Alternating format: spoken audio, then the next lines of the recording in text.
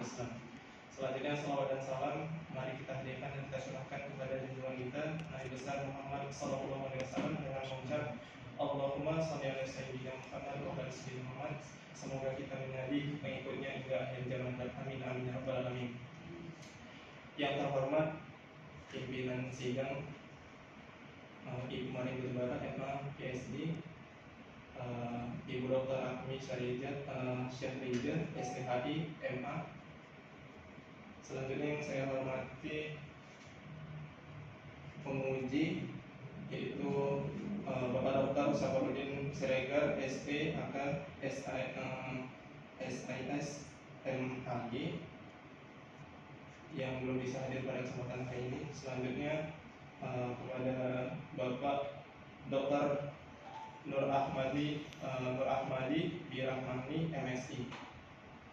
Selanjutnya kepada Bapak Dr. Muhammad Simagi dan Ibu Dr. Haja Yeni Samri Juliati Nasution MA. Mungkin untuk mempersingkat waktu, di sini saya Khairul Ajmi, NIM 300420314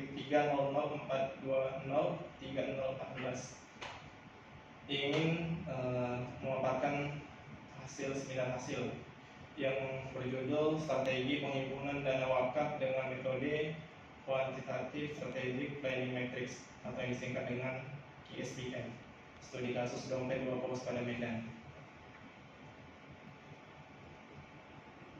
Nah, selanjutnya apa sih yang latar belakangi penelitian ini? Yang pertama itu potensi wakaf yang besar. Jadi Sumatera Utara khususnya Kota Medan memiliki potensi besar dalam penghimpunan dana wakaf. Namun kepercayaan dan minat masyarakat untuk berwakaf masih rendah. Nah, selanjutnya itu kurangnya literasi wakaf. Jadi masyarakat memiliki pemahaman yang rendah tentang wakaf dan manfaatnya, yang mengakibatkan kurangnya partisipasi dalam penghimpunan dana wakaf. Nah, selanjutnya kekurangan tenaga ahli. Jadi ini yang terbelakangi penelitian saya, itu terdapatnya keterbatasan tenaga ahli dalam penghimpunan dana wakaf yang berdampak pada efektivitas sosialisasi dan pengolahan wakaf. Selanjutnya sosialisasi yang tidak efektif.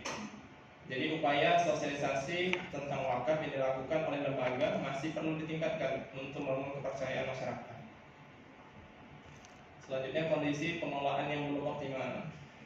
Pengelolaan dana wakaf di lembaga masih memiliki kekurangan dan perlu adanya evaluasi serta perbaikan untuk meningkatkan kualitas dan kuantitas penghimpunan dana wakaf. Dan terakhir, perkembangan teknologi. Dengan pesatnya perkembangan teknologi, terutama di bidang finansial teknologi atau fintech, ada kebutuhan untuk memanfaatkan teknologi dalam sistem penghimpunan dana wakaf agar lebih efisien dan efektif.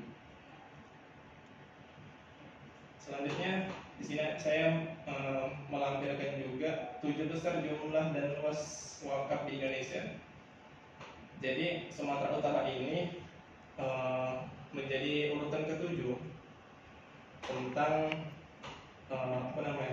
penghimpunan dana wakaf, dan luasnya itu untuk tanah yang terhimpun di Sumatera Utara itu ada 11.880 hektar. 11.880 jumlahnya. Selanjutnya itu untuk luas tanahnya, Sumatera Utara di peringkat kedua, yaitu dengan jumlah 7.943,39 hektar. Jadi peneliti ingin mencoba mengamati provinsi untuk membandingkan antara kota-kota di Indonesia.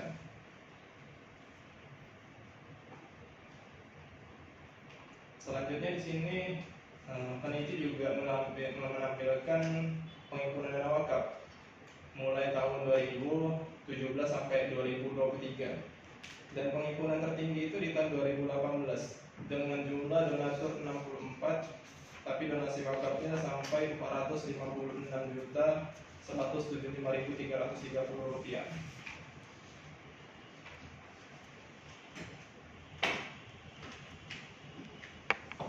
Selanjutnya berdasarkan BWI, wakaf berbentuk uang yang terkumpul antara 2011 sampai 2018 dengan nilai 225 miliar. dari potensi 180 triliun. Namun per 20 Desember 2020 total wakaf tunai mencapai 328 miliar. BWI sendiri telah mencatat perolehan wakaf pada Maret 2002 mencapai 1,4 triliun. Jadi data ini mengalami peningkatan di bagian perolehan wakaf uang yang terkumpul pada tahun 2018-2021 senilai 885 miliar per tahun. Artinya perkembangan wakaf semakin pesat di bidang wakaf uang. Selanjutnya Dompet Duafa telah melakukan fundraising wakaf berbasis online di mana menggunakan website, e-money, dan e-commerce.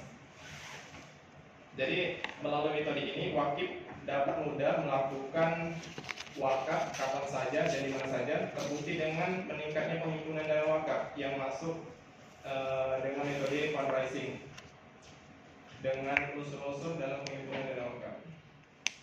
Selanjutnya untuk mengetahui sejauh mana dalam menghimpun dan menyalurkan harus mampu melihat indikator dari tata kelola maupun strategi yang dilakukan.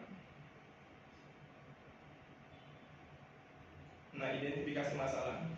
Di sini saya mengambil dari pakar. Jadi identifikasi masalahnya itu tenaga ahli dan penghimpunan wakaf yang sangat terbatas. Selanjutnya dari aspek organisasinya, lembaga yang menghimpun dana wakaf masih memiliki kekurangan dan kelebihan. Dari aspek SDM-nya, penanggung jawab dalam penghimpunan dana wakaf harus mampu manajemen dengan baik dari segi penghimpunan dan penyalurannya. Selanjutnya aspek manajemennya, perencanaan yang dilakukan secara efektif. Rumusan masalahnya pertama itu bagaimana hasil analisis SWOT dengan strategi penghimpunan dan realisasi dana wakaf di Dompet Duafa Waspada Medan. Selanjutnya itu mencari apa saja prioritas utama yang dilakukan dalam penghimpunan dan realisasinya dana wakaf di Dompet Duafa Waspada Medan dengan menggunakan metode KSPM. Nah, tujuan itu melakukan analisis SWOT, dan yang kedua itu untuk menganalisis strategi prioritas utama di Dompet Duafa Waspada Medan. Nah, kajian teori saya mengambil dari Fred R. David. Beliau mengungkapkan strategi merupakan cara dalam mencapai sebuah tujuan dalam jangka panjang. Jadi strategi ini proses manajerial untuk mengembangkan dan menjaga keselarasian antara tujuan perusahaan, sumber daya perusahaan, dan peluang pasar yang terus berubah dengan tujuan untuk membentuk dan menyesuaikan usaha, perusahaan, dan produk yang dihasilkan sehingga bisa mencapai keuntungan dan tingkat pertumbuhan yang menguntungkan. Nah, di sini tahapan strategi. Tahapan strategi pertama itu rumusan strategi. Selanjutnya itu masuk ke implementasi strategi. Dan setelah masuk ke implementasi strategi, lalu ada evaluasi strategi.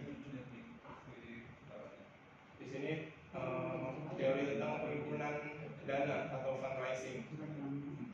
Kegiatan fundraising merupakan kegiatan menghimpun dana dari individu, organisasi, atau korporasi. Jadi tujuan fundraising itu yang pertama mendapatkan dana, yang kedua itu memperbanyak donatur, yang ketiga meningkatkan dan menciptakan citra institusi, keempat mengumpulkan jaringan dan pendukung, dan yang kelima meningkatkan kepuasan donatur.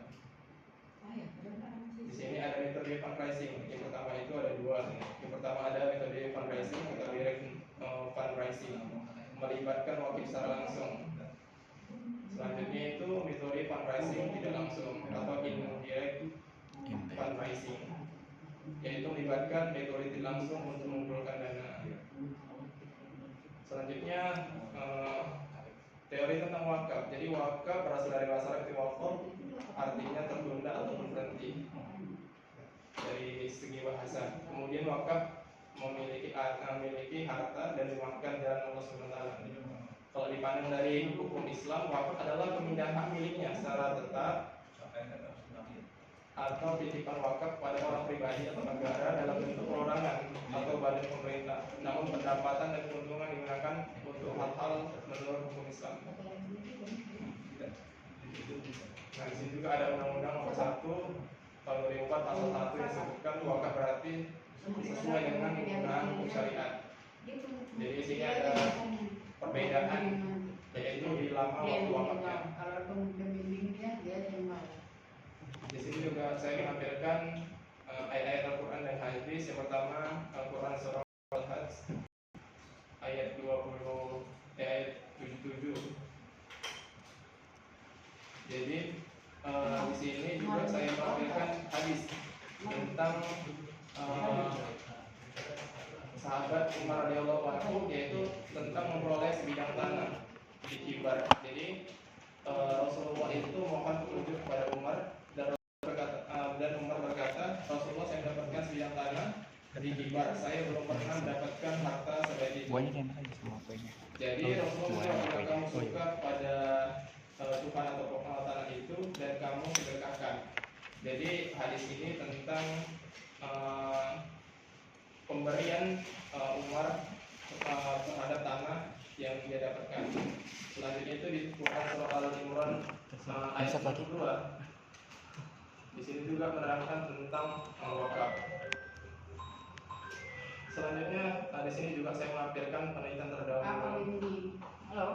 Di tesis saya ada terdapat 12 penelitian terdahulu dan saya tampilkan juga, saya cantumkan juga tentang perbedaan dan persamaan dari penelitian terdahulu. Di sini tapi di poin saya tampilkan saya hanya 5.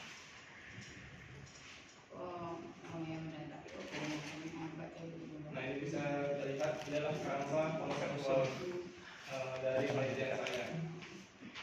Jadi dengan kerangka konseptual ini kita temukan yang pertama mencari analisis SWOT, sehingga ketika sudah di analisis SWOT, disinilah ketemu dengan strategi prioritas. Jadi di sini memerlukan responden seorang pakar yang mengerti tentang wakaf, sehingga strategi prioritas ini didapatkan hasilnya. Selanjutnya metode penelitian penelitian. Jadi metode yang saya gunakan yaitu saya menggunakan analisis SWOT dan ISBM, melibatkan responden dari akademisi dan praktisi di bidang wakaf. Selanjutnya waktu penelitian di dompet 2 apa? Sumber data itu data primer, dapat dari observasi langsung di dompet 2 Semarang Medan. Selanjutnya tas sekunder itu dapat data pendukung didapatkan dari perusahaan atau pelaporan yang terkait dengan software ini. Selanjutnya tahap pengumpulan data. Di sini saya teknik penentuan sumber. Kedua, metode pengumpulan data itu dari observasi, wawancara dan kuesioner. Analisis datanya itu analisis SWOT dan ISBM.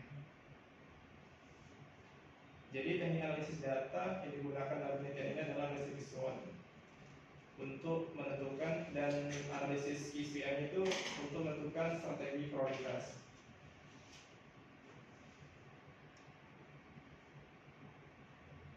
Nah, di sini hasil penelitian pembahasan. Untuk gambaran dompet 2 sendiri, dompet 2 didirikan pada tanggal 2 April 2020 dengan nama Yayasan Peduli Umat Waspada dan didirikan oleh Bapak Eri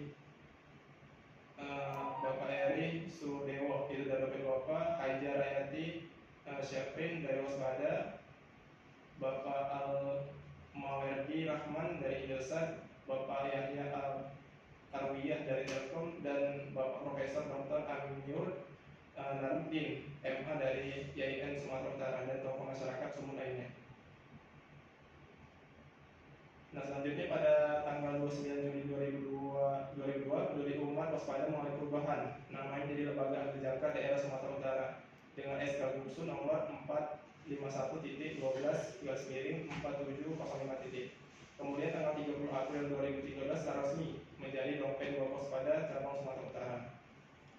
Lokasinya itu di Jalan Kapten Muslim, Business Point E nomor 17 Raketia, Kota Medan, Sumatera Utara. Nah, gambaran responden. Di sini saya mengambil pelaku penghimpunan dana wakaf, yaitu pimpinan cabang, fundraising dompet wafa, dan seorang wakil. Untuk otoritas lembaga pemerintahan dan wakafnya, saya mengambil Badan BWI Sumut, Najir, dan pakar ahli wakaf. Hasil penelitiannya,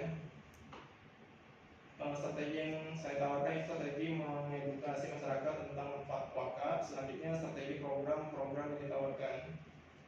Jadi di sini saya mengambil matriks IFI, itu Internal Factor Evaluation. Jadi hasil diperoleh dengan masing-masing indikator yaitu 3,702 untuk indikator kekuatan dan 2,941 untuk indikator kelemahan. Jadi hasil untuk indikator eksternal yaitu 3,214 untuk indikator peluang dan 2,942 untuk indikator ancaman. Jadi kuadran SWOT-nya itu dari nilai skor akhir dilakukan pula perhitungan IFI, Internal Factor Evaluation, dengan skor 3,702 dikurang 2,941 dengan hasil 0,761.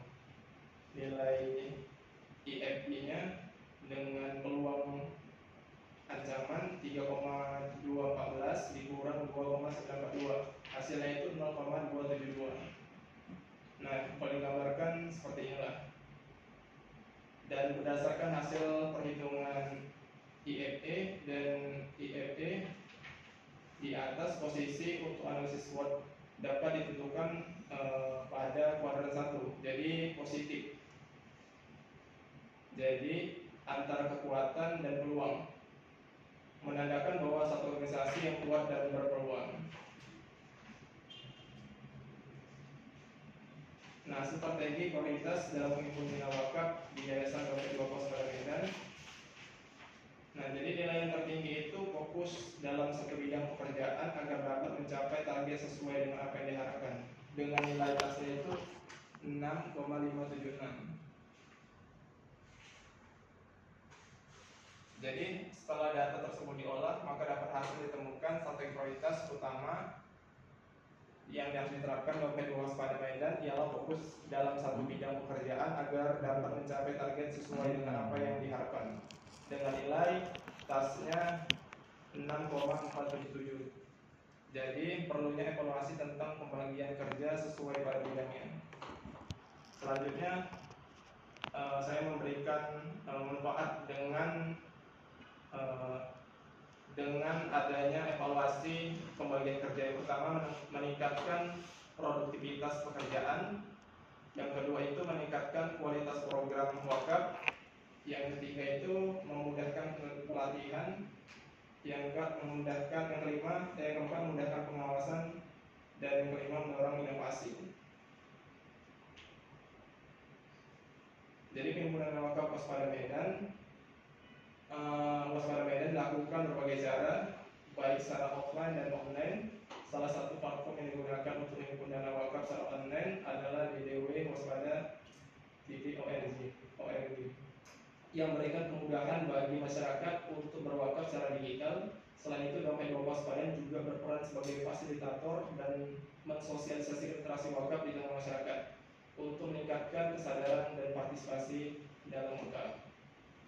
Realisasi dana wakaf di Dompet Dua Pos Pada Medan dilakukan dengan transparansi dan akuntabilitas yang tinggi. Lembaga ini mengolah dana wakaf secara efektif dan efisien untuk kepentingan ibadah dan kesejahteraan umum, serta mencantumkan transparansi dana wakaf di situs web mereka.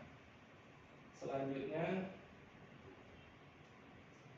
kesimpulan dari hasil analisis SWOT menunjukkan bahwa strategi penghimpunan dana wakaf di Dompet Dua Pos Pada Medan pada kuadran 1, yaitu antara kuadran strong dan peluang opportunity.